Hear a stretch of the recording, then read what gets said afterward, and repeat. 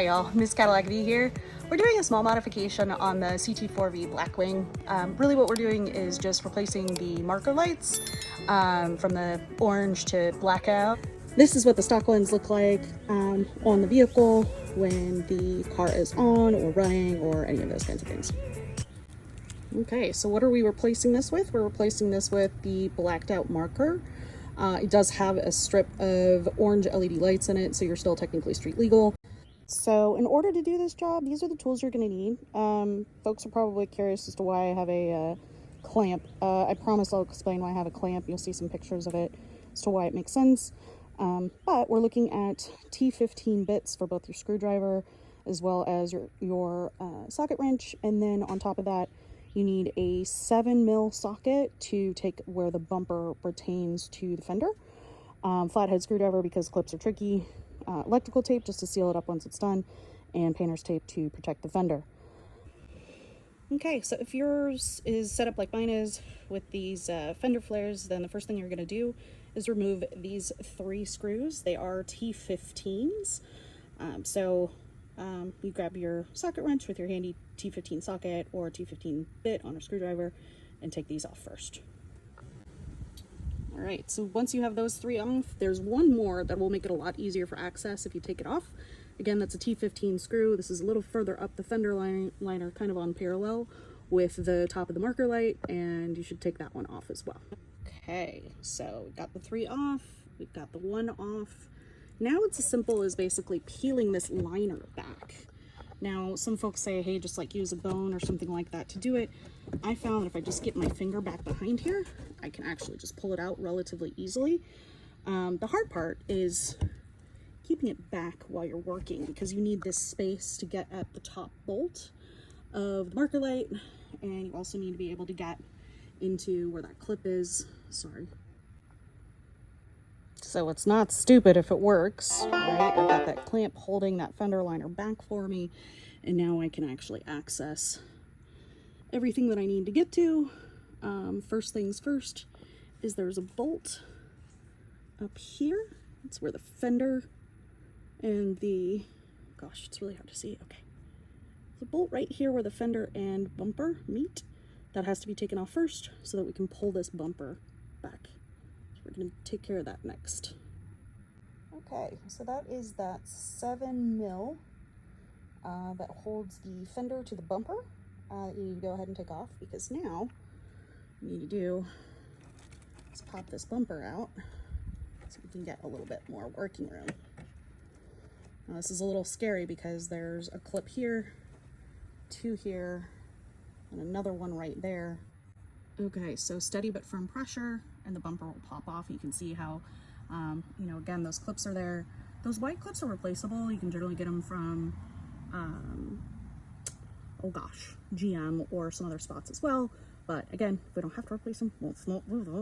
So just gentle but firm pressure, and that basically pulls this out. So now we can get at the back side of this marker light. So on the back side of the marker light, right here is another T15 screw. Sorry, I'm trying to get it to focus and I'm doing a terrible job. There it is, T15 screw. So you pull that off. It's the thing that holds the marker light in place. And then everybody's like, oh, pre-thread the light. I'm like, what do you mean by that? Well, I'll show you about that in just a sec. Okay, so since this is my non-dominant hand, I didn't do this on the other side, but since I am not left-handed, what I want to make sure is when I'm using a tool to get back here or whatever, that I don't accidentally scratch this fender because, Black Raven paint is expensive and it's a Cadillac. So a little bit of painter's tape will go a long way. It doesn't have to be perfect, just enough to keep, bouncing your socket or your screwdriver off the fender.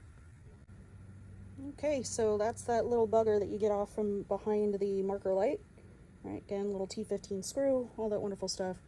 And now you can just pop the light out. I say that as I can't pop the light out with one hand. There we go. You just pop the light out. Now, what you don't want to do is, again, you don't want to gorilla wrangle this, right? Because it's still attached to the harness on the back side. Again, it's going to be a little hard to see that, but once I get it out, I'll show you guys what it looks like. But just don't like grab it and yank on it because we don't want you to pull it out of the harness. Okay, but it's loose, which is good. Okay, so once you get the light out, that's why I was saying you don't want to pull too hard on it, because there's not a lot of give in this harness as you're trying to put this, to pull this light out. And then you have to get this clip off, again, without yanking on the harness. Now, getting the clip off is a little tricky as well. You push that red guy back as far as you can, and then what you're going to do is you're going to slide a screwdriver up underneath there to pop it up over just the one little latch that it's got on there. Super simple, but again, tape for safety. Just because, again, you're kind of banging around on this a little bit. You just don't want to scratch the crap out of your bumper. Okay, so we're all connected. Right, so I'm just going to sit like that. This little slot. I'm not going to set it right now or pull this stuff right off of it, just because, again, we should do a quick function test.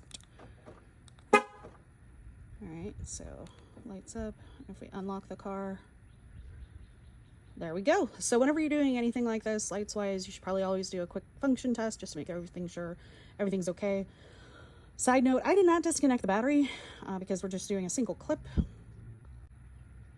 All right, so our function test is good. We've got this nice, lovely light, all that wonderful stuff. We're gonna pull the tape off, pull the protective film off of it and get it situated. We'll go step by step to get it back in. So we've got the tape off, we've got this thing aligned now, so where it's gonna go, and now it's important that we snug this thing up.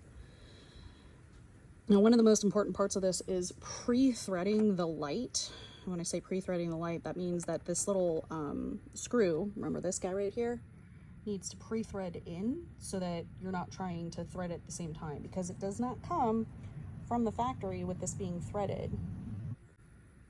Okay, so this is what they mean by pre-threading this screw. Again, from the factory, either the aftermarket or GM factory, this thing does not come with threads. So you basically screw this little plastic thing in to make your grooves so that when you put this in, you're not trying to fight with it behind the fender. Okay, so here it is all snugged up to the bumper. One thing to keep in mind is that these things are pretty delicate, so don't over tighten them. I ended up having to put a little cup washer just because I ended up threading through the bumper. So don't do what I did.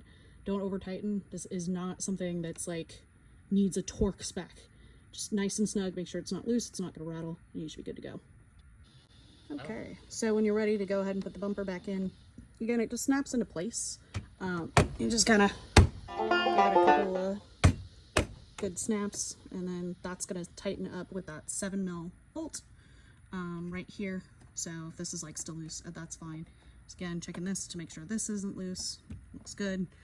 And then just another quick functional test before we start putting everything back together. If I can find my keys. There we go.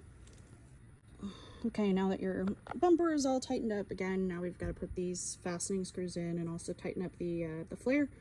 And then you're pretty much all set.